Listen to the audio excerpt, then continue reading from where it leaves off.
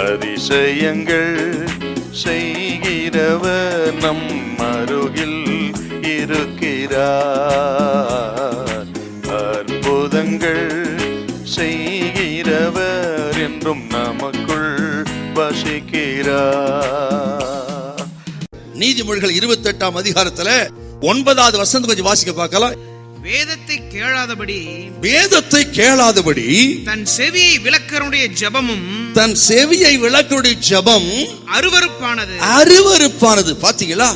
வேதத்தை விளக்குகிற அவனுடைய ஜெபம் அருவருப்பு. அப்படின்னா வேதமும் ஜெபமும் வேதமும். ஆதி அப்போஸ்தலர் நாட்களிலே அப்போஸ்தலர் ஒரு முடிவுக்கு வந்தார்கள். ஜனத்தொகை, விசுவாசிகளின் தொகை கூடின பொழுது அங்க பிரச்சனைகள் எழும்பியது. அந்த பிரச்சனைக்கு என்ன காரணம் பார்த்தாங்க.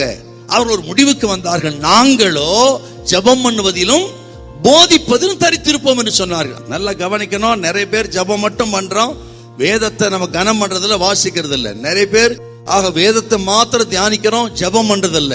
ஆக ரெண்டுமே பேலன்ஸ்டா இருக்கணும். அப்படி இருந்தா உங்க ஆவிக்கிற வாழ்க்கை பிரகாசமா இருக்கும். ஐயா, நீங்க வசனத்தை வச்சு ஜெபம் பண்ணுங்க. எந்த காரியமா இருக்கட்டும், சாதாரணமா ஜெபிக்கிறதை விட நீங்கள் வசனத்தை சொல்லி, வேத வசனத்தை சொல்லி, நல்ல ஊக்கமா வசனத்தை சொல்லி ஜெபம் பண்ணுங்க. அவர்கள் கூடி இருந்த இடம் அசைந்தது. அப்போஸ்தலர் 4ஆம் அதிகாரத்தை 21 பார்க்கிறோம். அந்த 2ஆம் சங்கீதத்தை வச்சு ஊக்கமாய் பலமா ஜெபம் பண்ணாங்க. பாருங்க, வேதம் சொல்கிறது அவர்கள் கூடி இருந்த இடம் அசைந்தது. ஏன்னா ஆண்டவர் இடத்தை அசைக்கணும்.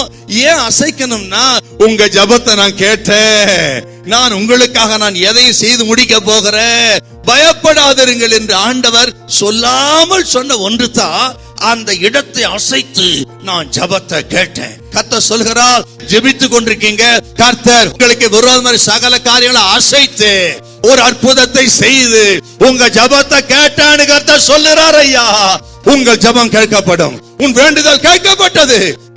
வசனத்தை கொண்டு ஜெபிக்கிற ஜெபம் பலமுள்ள ஜெபம். ஆகவே ஆண்டவங்களை பயன்படுத்தணும், யூஸ் பண்ணணும். உங்கள் மூலம் பெரிய காரியங்களை செய்யணும், அநேகர் கட்டுகளை உடைக்கணும். உங்க ஊழியத்துல ஆண்டவர் இன்னும் பிரகாசமா இருக்கணும்னா பரிசுத்தாவின் அபிஷேகத்தோடு வேத வசனத்தை தியானம் பண்ணி ஜெபம் பண்ணா உங்க ஊழியம் மகிமையா இருக்கும், உங்க ஜீவியம் மகிமையா இருக்கும். எல்லா கட்டுகளை உங்களை கொண்டே உடைக்க கர்த்தர் வல்லவரையா. ஹல்லேலூயா, ஹல்லேலூயா.